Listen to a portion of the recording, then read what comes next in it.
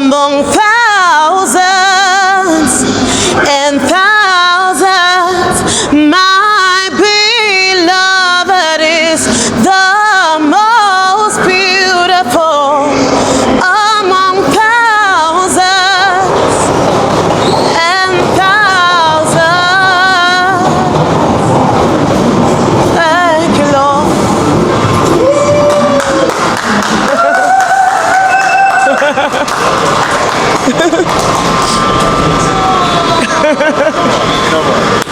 That was sick. Thank you. Our next stop on this episode of Debated on the Tube with Jordan Kensington is an interview with special guest Gabriela Kyeremateng. Subscribe, comment, and get involved. Okay, so we're gonna pick something from the red box. Let's go. Okay. I'm excited. Let me go for the one in the middle. Yeah. Social media's impact on mental health. Love affair or disaster waiting to happen? Social media's impact on mental health, love affair or disaster waiting to happen. Let's go for it. Okay. Social media's impact on mental health. You know, people scrolling all the time. Yeah. You know, kids, ADHD happening. I don't know about you, but back in my days, there was nothing called ADHD. Yeah. You know, people used to actually go out, play in the public, speak to people. Right. If you go to a restaurant, you eat your food, you don't take a picture and let your camera eat before you eat. Today, if you don't take a picture, you can't weird. eat. The food didn't exist. So, what is it? Is social media, is it good for mental anxiety, or is it destroying kids, destroying people's relationships with normality? Ooh, I think that's such a good question. Depends on the individual. Right. Like for me, for example, I feel like I control social media, not the other way around. So social media doesn't control you. So when you get up in the morning, obviously a lot of people, let's be honest, they go through that. First thing they think about is that they're chasing the likes, the comments, they're chasing that. So that's the first thing you do. So how did you beat that? I think I was kind of seeing how much it was impacting my joy and my happiness throughout my day. Yeah. Right? So and I realized that, you know, I don't know, like so much time gets lost as well. True. You could be there just scrolling and scrolling. Yeah, and scrolling. exactly. Before you know it, it's 5 years later. I love to be productive, right? Yeah. And there's so much I need to do, like in my day, especially like being self-employed and everything. Of course, but yeah, I feel like it really is up to you. Yeah. You can actually like master it or like beat it, and just kind of be. No, but you know, and you're speaking from a position of a very strong mindset. Yeah. Not everybody has a strong mindset. Yeah. So you got to think about, you know, if you grew up in social media, there's a lot of kids or young people that literally that's what they know. That's what they know. Yeah. They grew up on Instagram, Facebook. You know, how did you get them off that? Because they'll be like, look, this is where my friends are. This is where I chill. It's like you go into the park and play. Right. That's their playtime. Social media scrolling and liking and commenting is their playtime. Yeah, I feel like you got to be aware of who you follow as well. True. Right, I don't follow many people. And I do that on purpose. Yeah. Because I feel like I always think about like, why am I following them? There's got to be a why. So there must be a why. There's the why. What is the why? Yeah, exactly. Yeah. Like you look at that person's life. Do you feel like, do they inspire you? Like, do you actually want to inspire you? Do you want to get to where they are? Yeah. Because I feel like the word follow is such a strong word, especially me as a Christian, like me as a faith person. I feel like following someone means you want to imitate them, you want to become like them. That is true. So I feel like if you're aware of that, right? Because I feel like if I want to ask someone a question, you got my WhatsApp number. Yeah. Just message me there. I'll check my WhatsApp. Yeah. And you know, obviously, another thing about social media is it stopped the way people communicate. Yeah. You know, back in the day, you will call people up, have a good conversation. Yeah. Nowadays, if you say text on your phone, you start escaping the blue button. Right. You say, oh, well, no. Yeah. Don't want to respond back. Is that something that affects you, or you're still like good at communicating? You still bang on there? Man, I feel like this makes me look like I actually don't care. I feel like I'm such an easygoing person. I've just learned that, you know what, there's so much more to life than, you know, trying to please people. Yeah. Right? I feel like if you know me, you know my heart. Yeah. You know I love you. If I don't respond, you know, after a day, man. Yeah, it's not that kind of... It's not that deep. Do you know what? Life actually still goes on. So that's going out to that person she didn't respond last week to. Exactly. You know her heart. She wanted to respond. Yeah. But you know it was a long day. Yeah, exactly. It's a long day. I hear you. And use your time wisely. Once that person is not responding, just do something else. Be productive. Fair enough. I love that. I think that's a good take. I don't like you. That's a good take. All right, cool.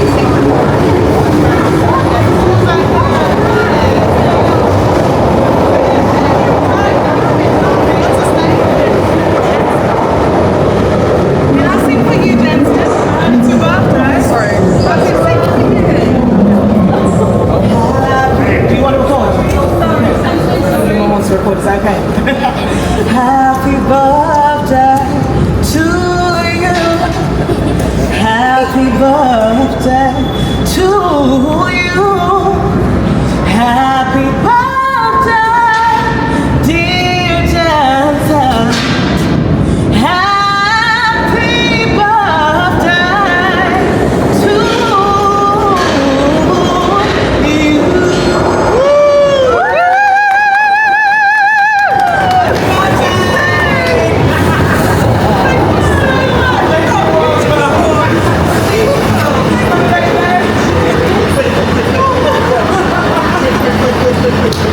So, in this section, we want to find out your hot take. So, what is your hot take? What's your hot take?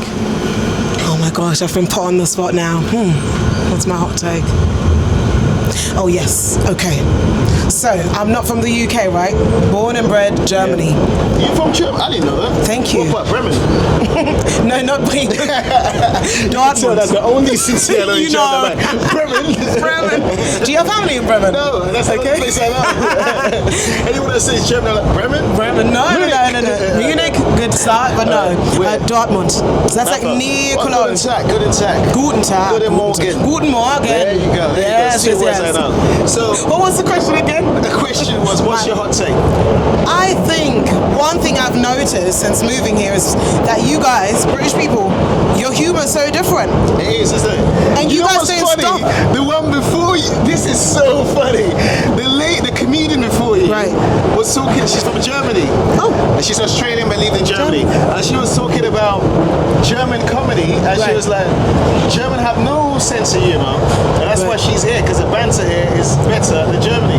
So you're saying the opposite. First proper stand-up gig I did when I first moved to Berlin 9 years ago. Right. And of course, like an audience full of Germans, not exactly the kind of friendliest audience. They stare at you like this, just make us laugh, funny Aussie girl, And that's funny. Was she born and raised? Well, she's Australian. She's Australian. Germany, That's why. Yeah. So you're saying German can laugh? They have. Our humour is so cool. For real? What do you say? Kaput? Oh, scheiße.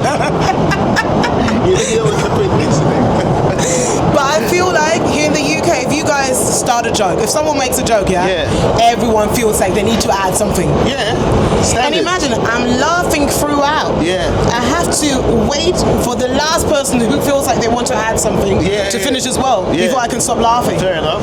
Man, that's so much energy gone. Yeah. And in Germany, what is it like? Someone says, "Talk," and that's it. Sorry, I mean, something like that. The first one was German. That's a kaput is German. This one, that's not German. That is not German. That's another language. That's another language. I'm still learning. I'm not there yet. Right. So what you're saying to me? So what's one of the big time German comedians out there? Oh, Stefan Raab. Yeah. Stefan Raab. Kai Jana. Yeah. Who else? I think that's it. So then, what's your hot take? Your hot take is that German comedy is better than UK comedy. Is that your hot take? I'd say German humour. German humour. Yes, better than British humour. Yeah. This is definitely your hot take. Oh man, the way I've been forced to laugh at people's jokes. I 100% disagree.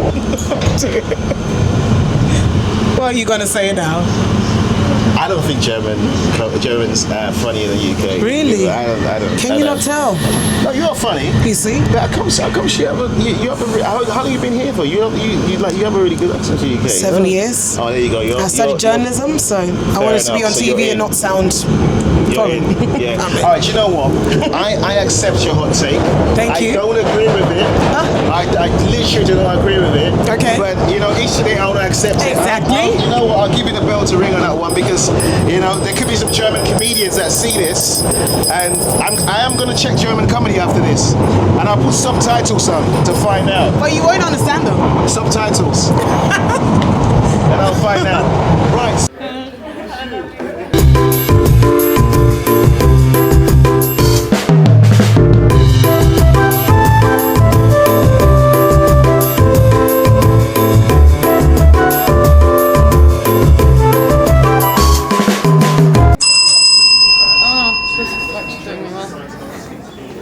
What's your story? My story.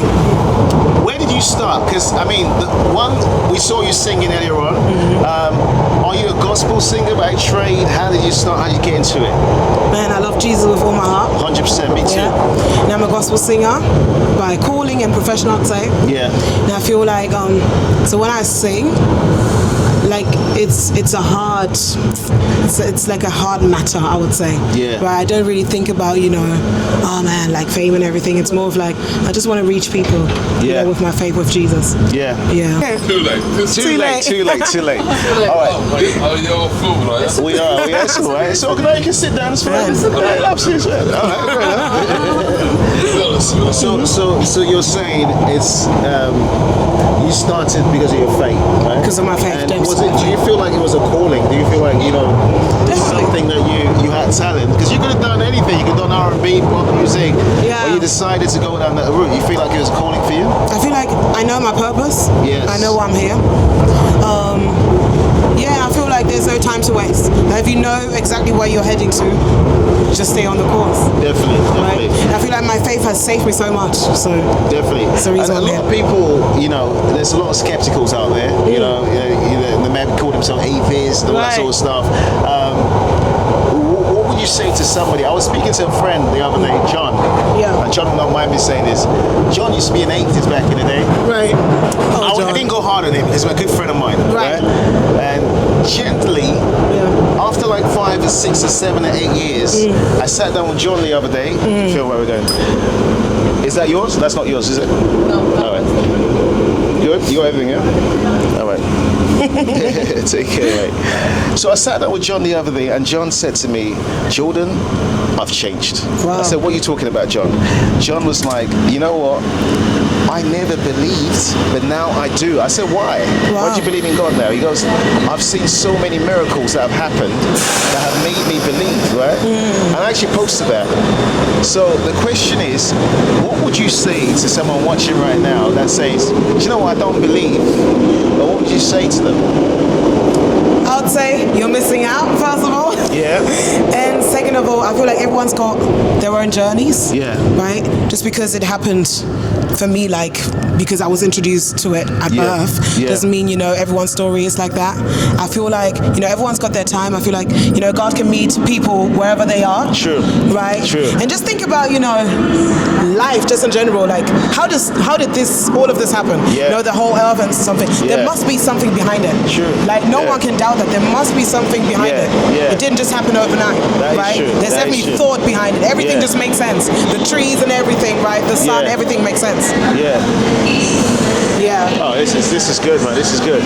This is good. It's a miracle in itself, isn't it? Are you a Christian, Jordan? 100%. Come on, Always I can tell. been. You can tell. I can tell. From day one. It's the way you speak. You picked it up. Yeah, everything. It's Yeah. everything. That's okay? Yeah, go on. So it's a very important, especially during this time. Yeah.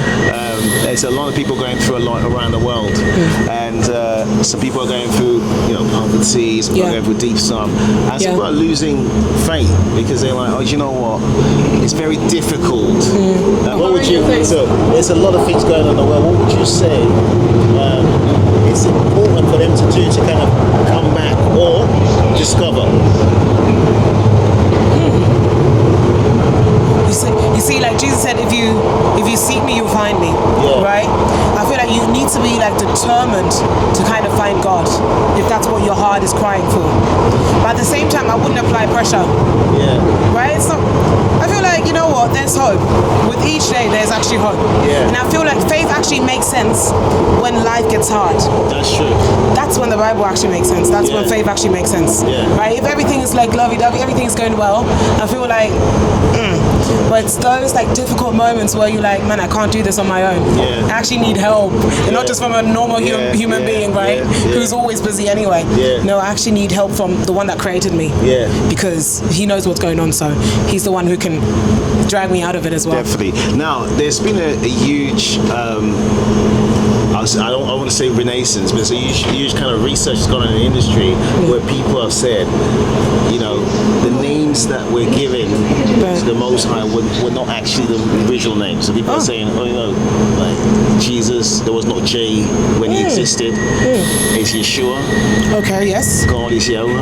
Right. What do you think of that? Do you think it doesn't matter, or do you think it's very important to actually have the actual, you know, go and do your research, go behind the surface, or do you think that some people don't ask any questions, just do what you're told? I think it's, wait, is Yeshua not Greek or so, or Hebrew? I don't know. Aramaic. Which is Aramaic. Yes. Hebrew. Yes. So I think translated into each language, it's going to be different, right? My name is Gabriela. I'm sure Italians will call me differently. Gabrielle. Exactly. No, Italians will say Gabriela. English, Gabrielle. But in Germany, they call me Gabriela. They call you what? Gabriela. Gabriela. Yeah. Like Italians. No, Gabriela. Gabriela. Yes, they take their time with each letter. Oh, fair enough. Okay. So I'd say maybe it's just, you know, down to language. Different country. But to be honest, it does not matter. You don't think you started doing tube stations where you come on the tube, right? In the platforms and you sing, and that went viral pretty quickly. Right. And we were talking earlier on. You said it was like a calling for you, right? But a lot of people have social anxiety, right? So to just and we just said, so we witnessed it. I mean, the reason why we sat here, I was sat there minding my own business, and I saw you just singing your heart out. Right. And literally, you got people even calling you to do happy birthday specials. You know what I mean? Should charge him for that, but it's alright. I'm not talking about honestly. However, you don't have social anxiety when you do that, or it's just a normal thing? No, not so, because there's a reason why I'm doing it. Yes. Right, when you go to work, right, there's a reason why you're going to work, right? That is true. Right? And you're not scared to meet the people there that work with you, right? Yeah, true. So I personally don't believe in social anxiety. But that's just a mindset thing. And I feel like, it helps knowing why you're doing it. That's good. Right? And I'm always so excited for people's responses. Because it's so different. I feel like I meet people, like I do it every week, right? So I feel like I meet different people all the time. So it's such a joy. I like that. Okay, so the last person that came on the show, right, asked a question for you. Because in every episode we get someone to ask a question to the next guest, right? So the last person that came on the show said, when was the last time you called your mum? When was the last time I called my mum? I call my mum every morning, every evening. Good. Every morning, every evening. Every morning, every evening. That's good. Otherwise, so you say you're quite close to your mum, right? Yes, definitely. That's it. So what is your question for the next person? What's your purpose? Why are you actually here? I love that. What is your purpose? Why are you actually here? I love that. Gabriela, thank you so much. Thank you as well. Thank you for coming to the show. This was fun. That's debated.